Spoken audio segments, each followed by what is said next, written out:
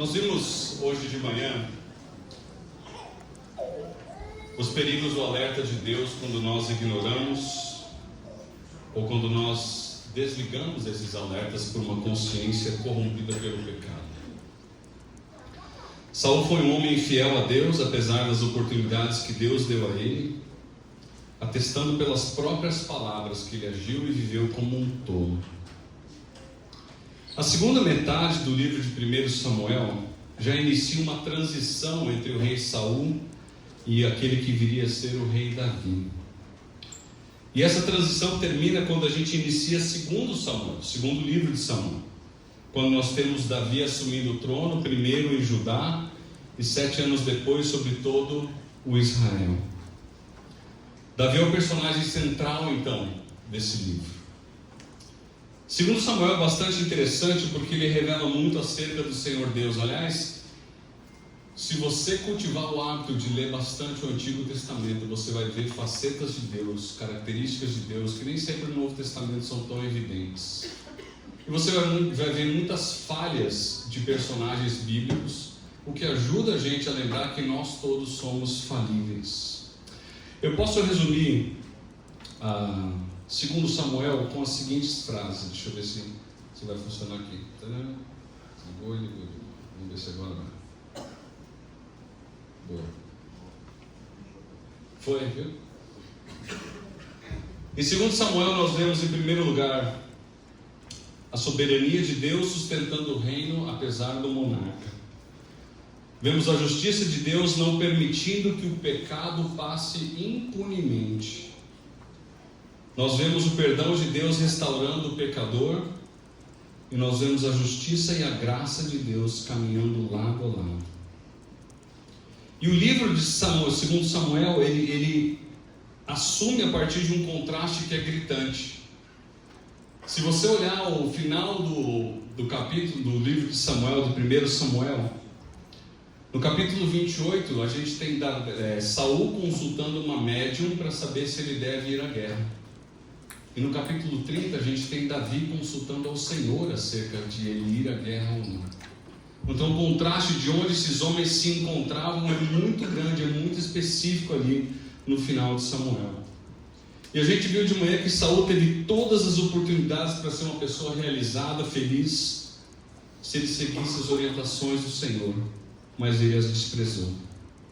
No estudo agora de noite a gente vai olhar para Davi. Davi é alguém que tem um início extraordinário, e você vai ver isso comigo, mas que por conta de uma insatisfação com tudo, e a gente vai ver quão grande foram as bênçãos que Deus derramou sobre Davi, Davi colocou tudo a perder. Mas diferente de Saul, Davi reconheceu o seu pecado a tempo, e apesar das consequências terríveis das suas escolhas, Deus foi gracioso com ele, restaurou Davi, a ponto do próprio Davi poder dizer: vamos ver se agora vai. Não foi.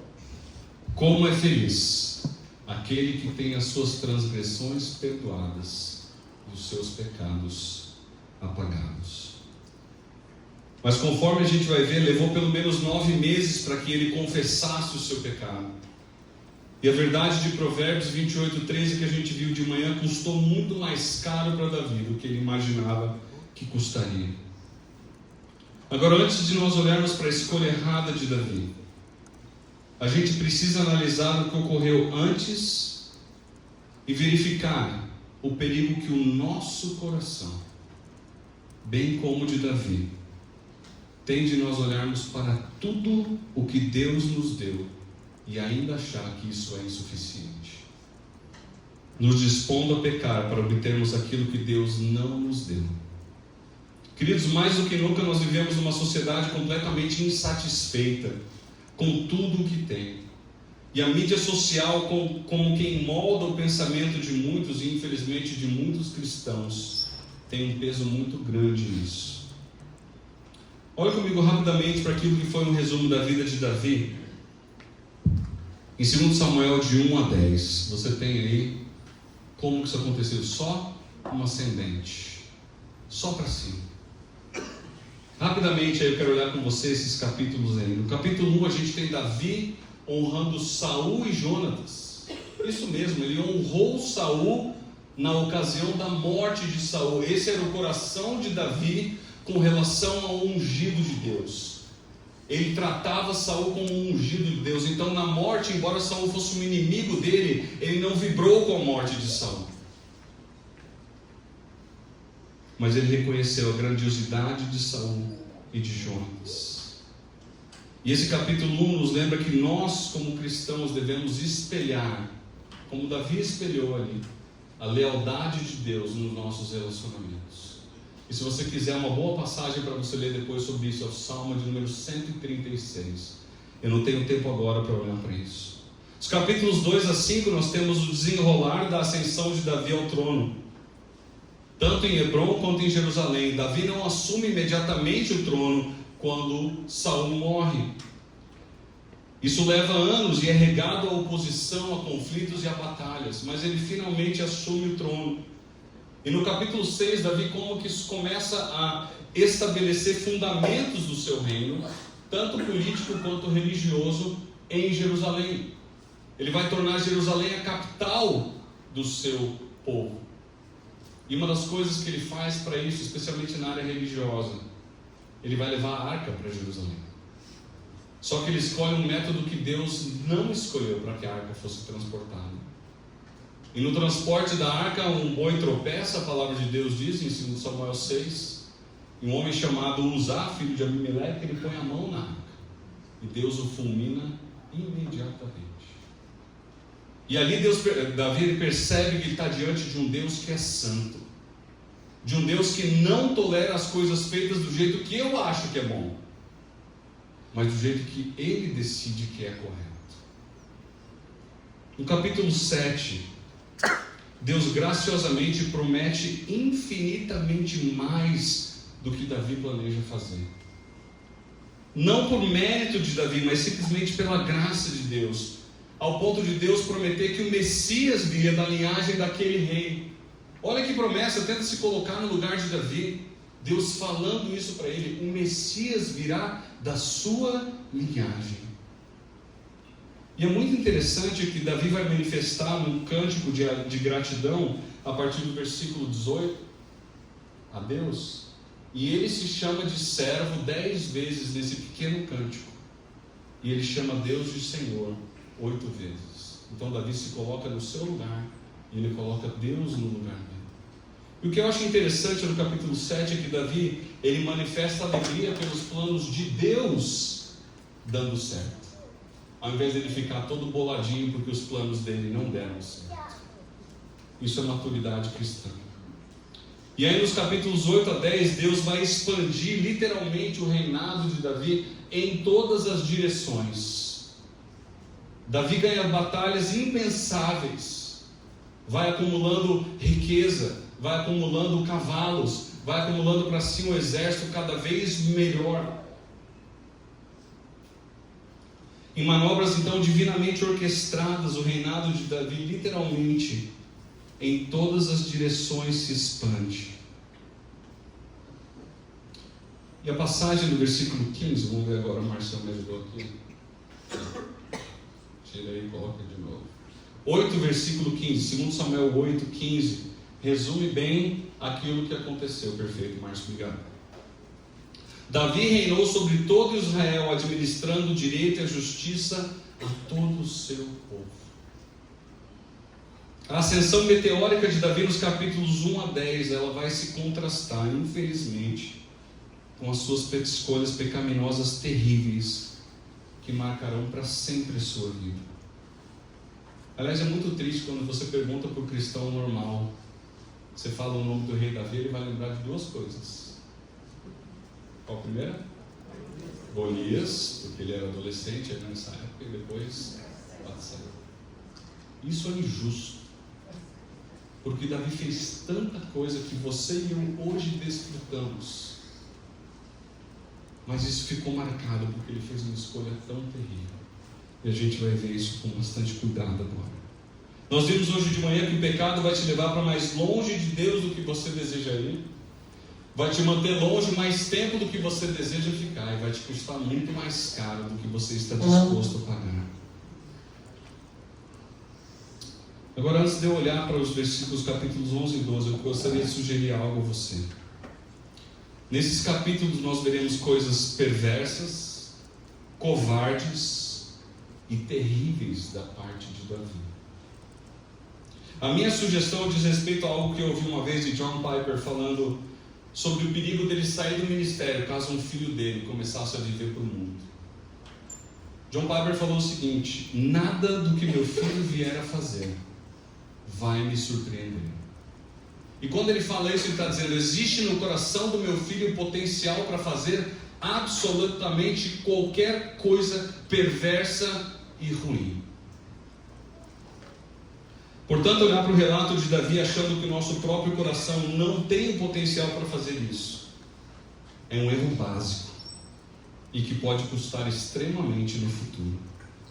Sendo assim, eu sugiro que nós leiamos essa passagem, estudemos esse texto com muito temor no coração e dependência de Deus. Para isso eu quero orar com você. Deus, nós estamos diante da Tua Palavra. Que exemplo trágico, Deus, do que pode acontecer com o nosso próprio coração quando nós baixamos a nossa guarda. Obrigado, Deus, porque os meus pecados não estão escritos na Bíblia para as outras pessoas lerem. Ao mesmo tempo, Deus, eu louvo o Senhor por Jesus Cristo, que na cruz cravou o meu pecado. E hoje eu posso dizer: feliz aquele que tem as suas transgressões perdoadas e os seus pecados apagados. Toma esse tempo nas Tuas mãos, Deus. Fala ao nosso coração, a começar de mim. Usa a Tua Palavra e convence a cada um de nós dos nossos erros. Nós pedimos em nome de Jesus. Amém. Só um detalhe que eu esqueci de falar: estou sem máscara, vocês repararam isso? Hoje eu falei com o meu médico e ele falou: pode parar de usar. Muito bom. Vamos lá. Nas palavras do comentarista, então, essa aqui já foi, aqui. Eu queria que você anotasse isso. O sucesso do nosso passado não é garantia de uma vida piedosa no presente. O fato de eu ter acertado no passado não é garantia de que eu vou acertar agora no presente. Por isso eu tenho que tomar muito cuidado com a minha vida, com o meu coração. Ou nas palavras do Dr. Constable, ele diz: não há qualquer garantia que aquilo que aconteceu com Davi não pode acontecer com você ou comigo. E diante disso eu quero propor para você, Brunão, a seguinte premissa para o texto de hoje: pequenas concessões, grandes tragédias. Se você abrir espaço para o pecado, ele vai entrar e a tragédia vai ser grande. Com isso eu quero que você olhe comigo para o texto de 2 Samuel capítulo 11. A gente vai olhar panoramicamente para os dois textos, 11 e 12, o 12 em menos detalhe. Mas eu queria que você olhasse comigo. O texto diz assim: na primavera, época em que os reis saíam para a guerra, Davi enviou para a batalha Joabe com seus oficiais e todo o exército de Israel. E eles derrotaram os amonitas e cercaram Rabá. Mas, quando tem o mas, você tem que prestar atenção. Davi permaneceu em Jerusalém. Aqui nós temos Israel lutando contra os amonitas, e o texto usa uma palavra que já nos causa alguma curiosidade. Essa palavrinha mas, ela significa que o contrário do que teria que acontecer, vai acontecer. A gente chama isso na teologia de palavra dobradiça, é um termo dobradiça, que muda a direção da narrativa. Davi ficou em casa, ocioso.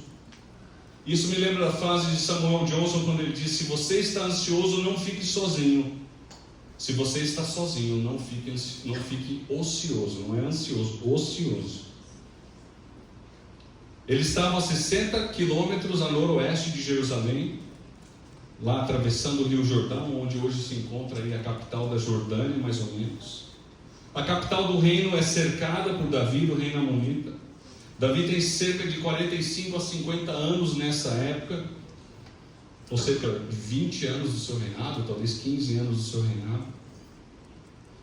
E é interessante que Warren Wiersbe, eu gosto muito dele, eu cito ele com muita frequência porque eu acho que ele é muito preciso. Ele vai dizer assim: Você começa a trilhar um caminho do pecado no momento que você negligencia seus deveres.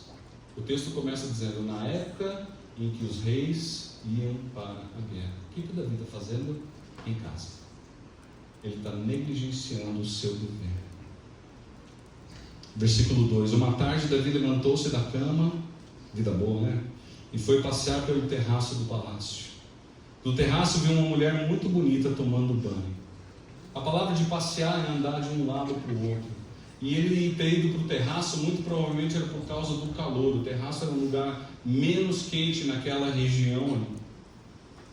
E o mesmo Davi que provavelmente escreveu lá no Salmo 119, 37, desvia os meus olhos das coisas inúteis, faz-me viver nos caminhos que traçaste. É quem agora assiste essa mulher se banhar. A tradução do termo hebraico é assistir.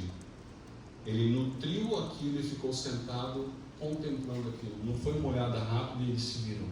Ele ficou olhando. E para isso eu acho muito interessante, novamente o Luiz ele vai falar assim: quando você estiver diante da tentação, anote isso, que essa é uma das tentações mais precisas que eu já li na minha vida. 4 coisas que você deve fazer. Primeiro, olhe para trás e veja quanto Deus foi bondoso com você. Depois olhe para frente e veja que o salário do pecado é a morte. Depois olhe ao seu redor para ver quantas pessoas serão afetadas pelas suas escolhas pecaminosas. E por fim, olhe para cima, pedindo graça ao Senhor que te ajude nessa situação específica. Gente, é uma situação que a gente deveria guardar e botar em algum lugar como uma proteção de tela, coisas desse tipo, porque é um lembrete muito importante. Versículo 3: Davi mandou alguém procurar saber quem era a mulher. Disseram-lhe: é Batseba, filha de Eliã, mulher de Urias, o hitita.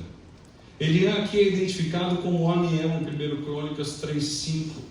Ele era filho de Aitofel. Aitofel era um dos conselheiros de Davi, você já deve ter lido sobre ele. E Aitofel se juntou com Absalão naquele levante que Absalão tentou fazer contra o seu pai. Eu até começo a me perguntar se ele não fez isso por causa do que Davi fez com Batseba, que era a neta dele.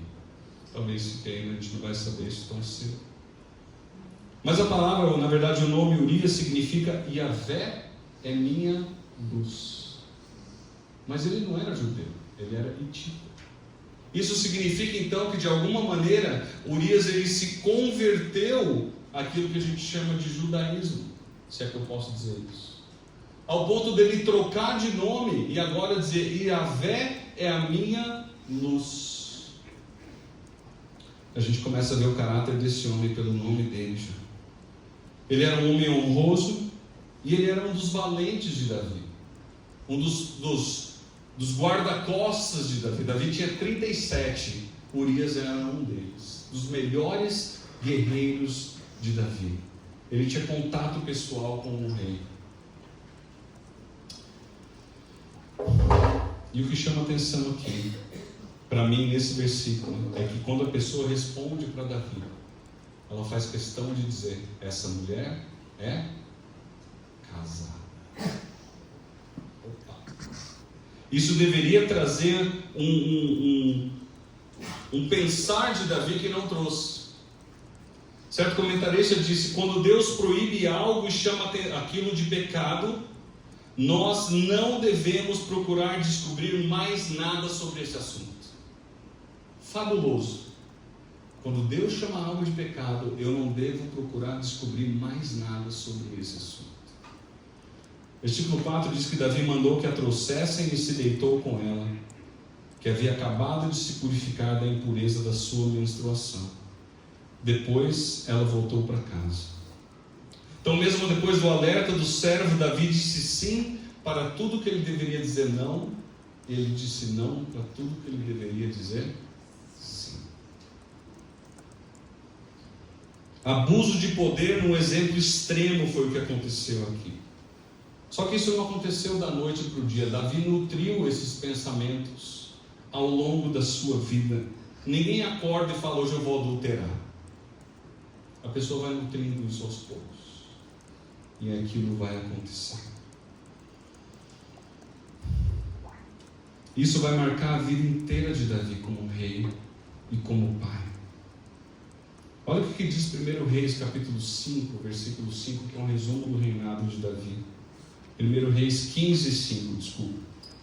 Pois Davi fizera o que o Senhor aprova e não deixara de obedecer a nenhum dos mandamentos do Senhor durante todos os dias da sua vida, exceto no caso de Urias, o hitita. O verbo shakav aqui, que significa deitar, ele diz respeito a um relacionamento sexual ilícito. E o texto vai dizer que Batseba, ela acabara de se purificar. Olha que ironia do texto. Ela acabou de se purificar e ela foi cometer um ato ilícito. Versículo 5 vai dizer: a mulher engravidou e mandou um recado a Davi, dizendo que estava grávida. Tiago 1,15 vai dizer que a cobiça, tendo engravidado, dá à luz o pecado. Eu me pergunto se Tiago tinha em mente o que aconteceu nessa história, quando ele escreveu inspirado por Deus. De repente, então, aquela lembrança do que ocorreu se transforma em pesadelo. E é interessante ver que essas palavras de Batseba foram as únicas registradas dela nesse capítulo. Estou grávida. Versículo 6, em face disso, Davi mandou essa mensagem a Joabe: envia-me a Urias, o hitita, e Joabe o enviou. Davi então aqui subestima o caráter de Urias, porque ele traça um plano para tentar encobrir o seu pecado. E é interessante observar que os hititas deveriam ter sido eliminados pelos israelitas, lá em Deuteronômio capítulo 7, não foram. De alguma forma, então, Urias foi redimido do estilo de vida pagão dele que vivia, para se tornar aquele cujo nome significa Yahvé e a minha luz. E por causa disso, Davi vai sofrer na mão desse homem, até que ele seja capaz de matá-lo. Versículo 7. Quando Urias chegou, Davi perguntou como estava Joabe, os soldados, e como estavam indo na guerra. Você acha realmente que Davi estava preocupado com Joabe, com os soldados e com a guerra? Deus acabara de dar vitória para Davi em tudo quanto é batalha que ele teve. Essa declaração dele foi irônica. Como ocorre quando nós pecamos, nós pensamos apenas em nós mesmos, e Davi só pensava em si e em como encobrir o seu pecado. E aí no versículo 8, Davi vai dizer para Urias assim: vá descansar um pouco na sua casa, meu amigo. Urias saiu do palácio e logo lhe foi mandado um presente da parte do rei. Cara, Davi foi burro, cara. Ele vacilou demais. Ficou muito claro aqui que ele estava querendo fazer alguma coisa com Urias. E aqui a primeira tentativa de Davi, então, de encobrir o seu pecado. Será que Davi deu um bom vinho para Urias, talvez? Vá lá desfrutar com sua esposa. Urias era um homem de caráter e Davi perceberia isso logo em seguida. E é interessante a gente pensar que 1 Samuel capítulo 21, versículo 5, indica que os soldados de Davi sempre se abstinham de relações sexuais durante batalhas. Isso era um combinado de Davi com o seu exército. E agora o próprio Davi vira para ele e fala assim: meu amigo, vai para sua casa lá, curte a sua esposa. Sendo que Urias sabia que ele tinha um voto feito com Davi para não fazer isso. Versículo 9: mas Urias dormiu na entrada do palácio, onde dormiam os guardas do seu senhor, e não foi para casa. Novamente o versículo começando com a palavra mas, mudança de direção. Versículo 10: quando informaram a Davi que Urias não tinha ido para casa, ele lhe perguntou: depois da viagem que você fez, 60 quilômetros, você não foi para sua casa? Versículo 11: a arca, Urias respondeu, preste atenção, eu quero que você sublinhe 3 verbos que vão aparecer aí. A arca e os homens de Israel e de Judá repousam em tendas. O meu senhor Joabe e os seus soldados estão acampados ao ar livre. Sublinhe esses 3 verbos que virão agora. Como poderia eu ir para casa para comer, beber e deitar-me com a minha mulher? Sublinhe esses 3 verbos aí. Daqui a pouco você vai entender por quê. E aí Urias termina dizendo: juro por teu nome e por tua vida que não farei uma coisa dessas. Versículo 12: Então Davi lhe disse: fique aqui mais um dia, amanhã eu o mandarei de volta.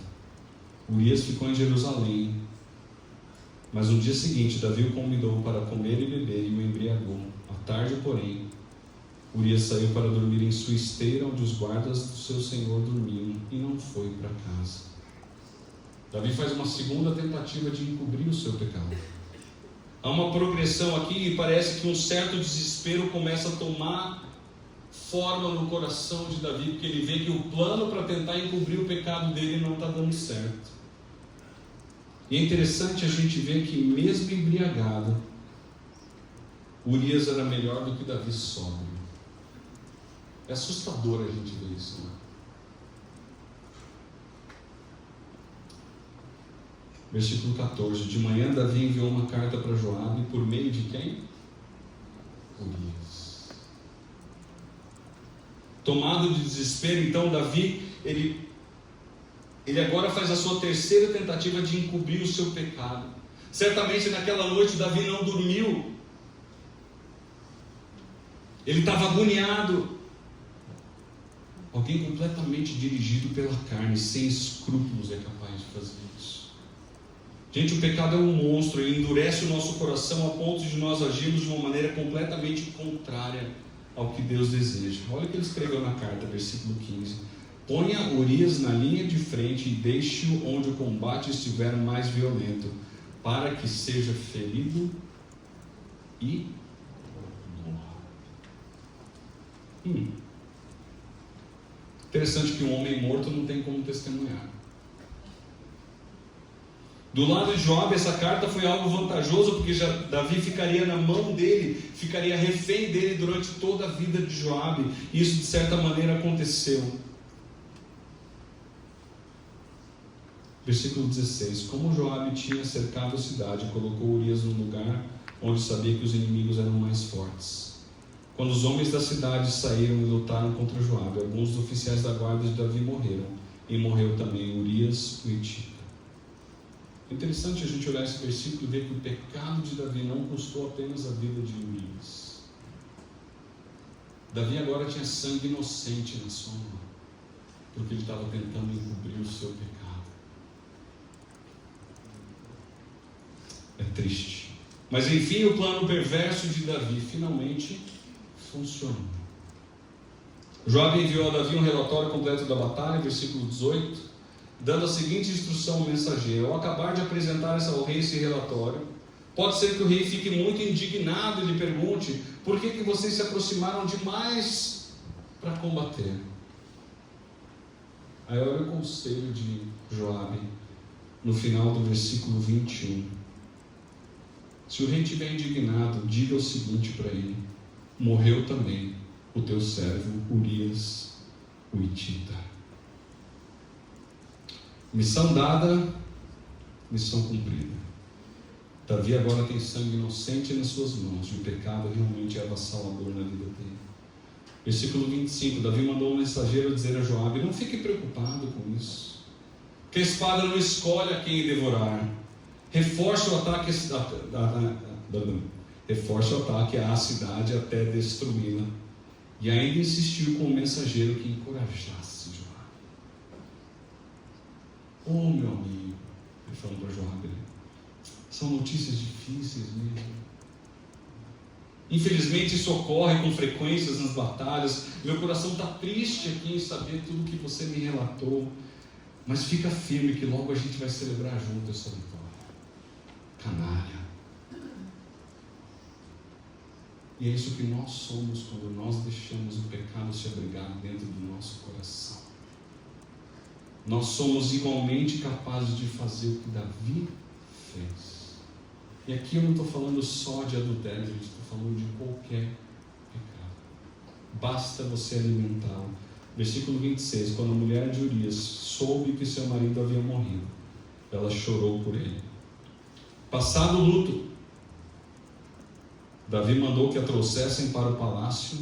Ela se tornou sua mulher e teve um filho dele.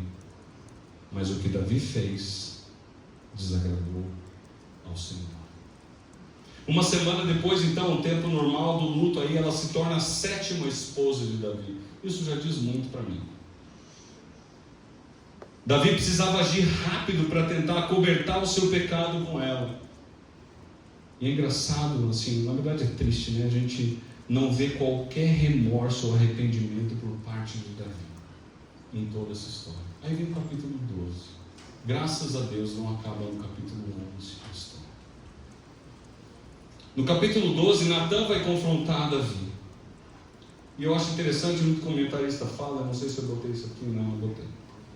Ele diz assim: o homem de Deus peca, mas ele não permanece no pecado.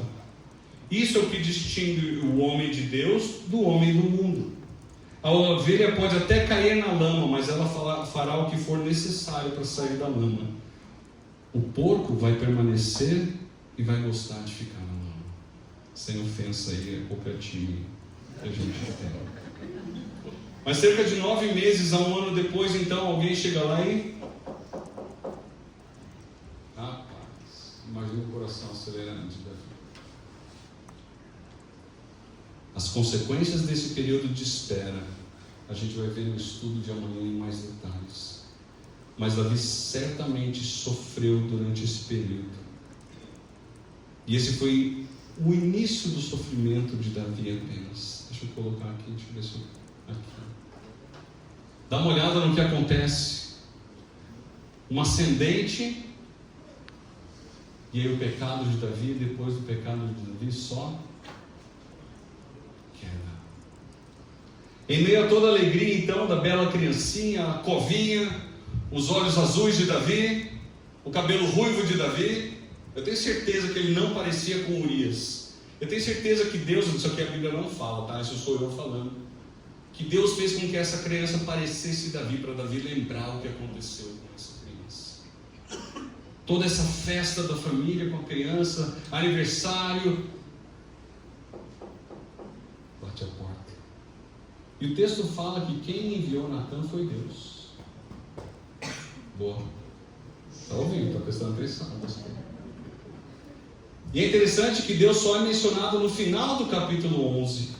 Quando o texto diz que aquilo que Davi fez desagradou ao Senhor. O texto no capítulo 12 então inicia justamente com Deus enviando o seu profeta. E é interessante nós pensarmos que Deus não deseja que você e eu permaneçamos no pecado. Que Deus envia graciosamente seus alertas. Lembra hoje de manhã que a gente viu sobre os alertas? Para que você e eu retornemos à sensatez, assim como ele enviou várias vezes Samuel para Saul, para que Saul se arrependesse. E Deus sempre faz isso no momento certo. Mas o que me assusta nessa visita de Natan é que ela se contrasta com a outra visita de Natan relatada a Davi, no capítulo 7, quando a gente fala da aliança davídica. Quem deu a notícia da aliança davídica para Davi foi Natan. Ali, inclusive, é a primeira vez que Natan aparece como o conselheiro espiritual do rei, o pastor do rei, vamos dizer assim. Só que em 2 Samuel 7 ele vem trazer boas notícias. Agora, nem um pouco boas as notícias. O texto é conhecido por nós. Natan vai contar uma história fictícia, embora seja real, porque Natan estava falando de Davi, e Davi fica indignado com o que ele ouve de Natan, porque a história é realmente revoltante. Alguns comentaristas inclusive enxergam que o viajante mencionado na história por Natan é a cobiça de Davi. Muito interessante isso. Nas palavras de Wilson, então, se nós abrirmos a porta, o pecado entra como um convidado, mas ele logo se torna o senhor daquele ambiente. Um dos professores que me ensinou muito aqui no Palavra da Vida, o professor Jairo Moreira, ele costumava nos alertar como alunos no final de cada semestre. Ele dizia assim: baixe o ritmo, mas não baixe a guarda. Eu lembro dessa frase toda vez que eu vou entrar de férias. Baixe o ritmo, mas não baixe a guarda. E é curioso pensar, lembra que eu falei para você sublinhar 3 verbos no capítulo 11, versículo 11? Os verbos utilizados para descrever o carinho com o qual aquele dono cuidava da sua ovelha, no versículo 3 da história, são os verbos usados por Urias. Na história vai falar que aquela ovelhinha comia com o seu senhor, ela bebia com o seu senhor e ela dormia com o seu senhor. Urias vai dizer no versículo 11 do capítulo 11: como poderia eu ir para casa, comer, beber e deitar com a minha esposa? Eu acho que Natan foi muito direto, muito preciso no que ele falou. Mas antes que Davi seja devidamente confrontado com a verdade do profeta, é interessante que Davi está pronto a condenar aquele homem perverso da história. Por vezes a pessoa que está em pecado, ela se julga moralmente melhor do que as outras. Mateus capítulo 7, versículos 1 a 5, Jesus fala muito claramente sobre isso. E Davi vai usar um texto bíblico aqui como base para ele querer penalizar aquele homem. Êxodo 22:1 é um texto que ele usa, e o texto diz assim: se alguém roubar um boi ou uma ovelha e abatê-lo ou vendê-lo, terá que restituir 5 bois pelo boi e 4 ovelhas pela ovelha. Davi condena a si mesmo com as suas palavras. O comentarista Chuck Smith, ele fala assim: é impressionante como horrível o nosso pecado é para nós quando outra pessoa o está cometendo. Como que aquele cara tem a coragem de falar assim com a sua esposa? E aí você vai lá e faz igualzinho. Como que aquela criança grita com o seu pai e o seu pai não faz nada? Como que aquele cara fala palavrão, gente? Ele é crente, ele fica falando palavrão. E aí você vira as costas e fala palavrão.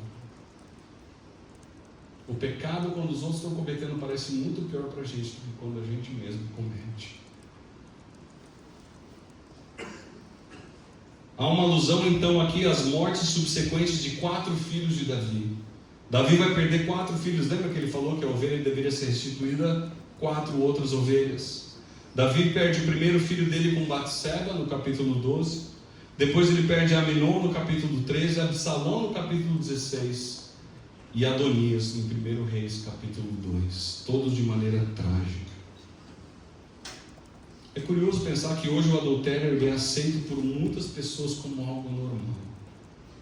E até encorajado em alguns meios. Eu li uma vez um pastor que ele foi num restaurante que não era no estado em que ele morava. E era um restaurante famoso. E ele chegou lá e ele viu um cartãozinho em todas as mesas do restaurante. O cartãozinho dizia mais ou menos assim: eu quero ajudar você a ter um caso.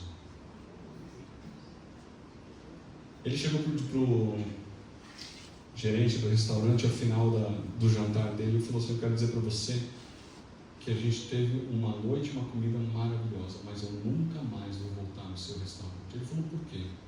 Eu falei: o que você está fazendo? Você está destruindo famílias. Eu não vou dar meu apoio para você. Ele teve coragem de falar para esse homem.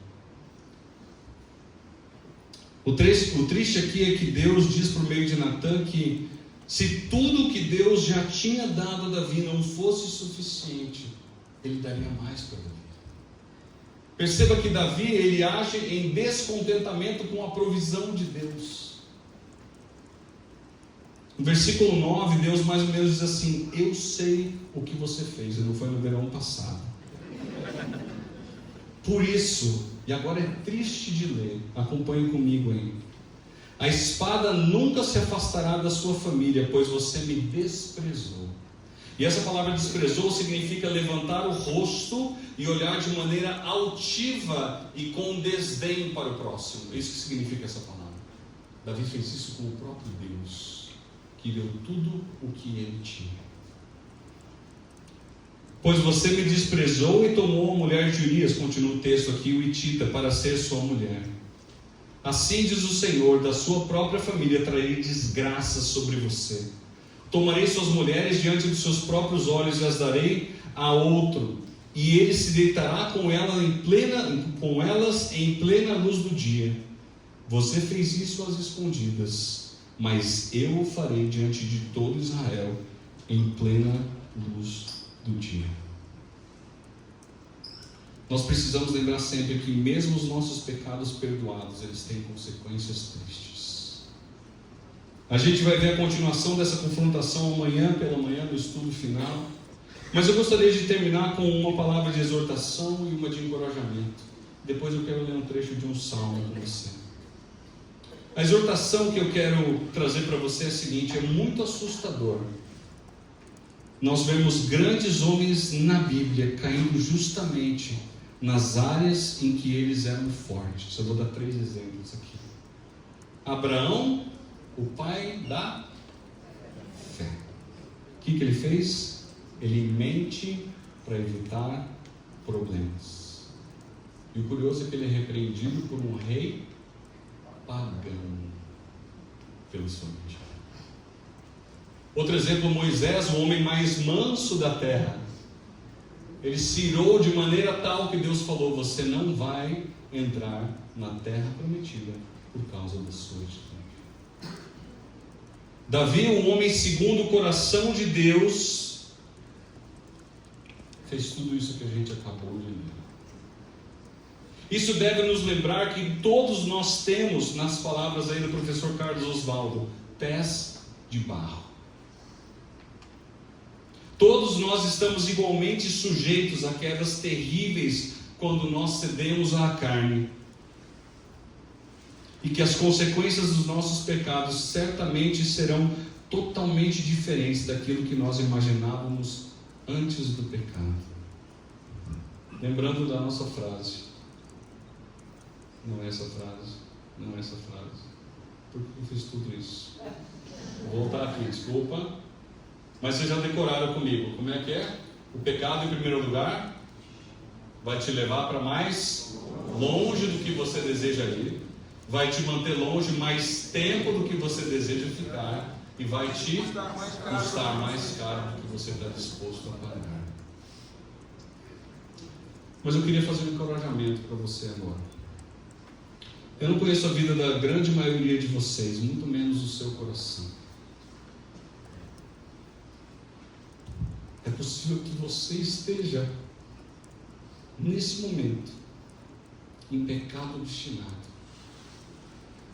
numa prática constante que ainda não foi descoberta por ninguém, numa tentativa comum de obter mais do que Deus deseja dar a você. A boa notícia para você é que se você confessar o pecado, o seu pecado, Deus é fiel e Deus é justo para perdoar o seu pecado e purificar você de toda a injustiça. Há uma esperança em Jesus para aquele que confessa e abandona o seu pecado, que é o que a gente vai ver amanhã. Mas o pecado precisa ser confessado e abandonado, e isso só você pode fazer diante de Deus. Nas palavras então do comentarista que eu citei, o nosso sucesso passado não é garantia de uma vida piedosa no presente. Sendo assim, queridos, a sua atitude diária, a minha atitude diária, deve ser de eu dobrar os meus joelhos diante de Deus e dizer: Senhor, eu preciso de Ti para poder viver para Ti. Me capacita, Deus, e glorifica o Teu nome por meio da minha vida hoje, no dia de hoje. Eu estou orando por agora, Deus. Mas ainda, Senhor, me ajuda a ser grato com a Tua perfeita e suficiente provisão para a minha vida. Pequenas concessões, grandes tragédias. Davi ficou marcado, e o exemplo que eu dei aqui para vocês, de que a gente lembra dele por causa de Batseba, é uma das consequências da vergonha toda que ele passou para o resto da sua vida. E é triste pensar que ele não tinha moral para confrontar os seus filhos, por causa do que ele tinha feito. Olha como o pecado é devastador. E eu queria terminar lendo com você o Salmo 63. Por que eu quero ler o Salmo 63 com vocês? Eu não vou botar ainda, senão você não vai prestar atenção no que eu vou falar agora. O Salmo 63, a maioria dos comentaristas vai dizer que ele ocorre no capítulo 16 de 2 Samuel. Então isso já tinha passado. Infelizmente ele está no contexto ali daquela luta com Absalão, e que Absalão vai morrer. E é nesse contexto que Davi escreve essas palavras. E eu gostaria que você lesse junto comigo, para a gente ver Davi retornando à sua comunhão com Deus, longe do pecado, e a alegria que ele verbaliza por estar com a sua comunhão acertada com Deus. Vamos ler juntos. Ó Deus, Tu és o meu Deus, eu Te busco intensamente, a minha alma tem sede de Ti. Todo o meu ser anseia por Ti. numa terra seca, exausta e sem água. Quero contemplar-te no santuário e avistar o teu poder e a tua glória. O teu amor é melhor do que a vida, por isso os meus lábios te exaltarão.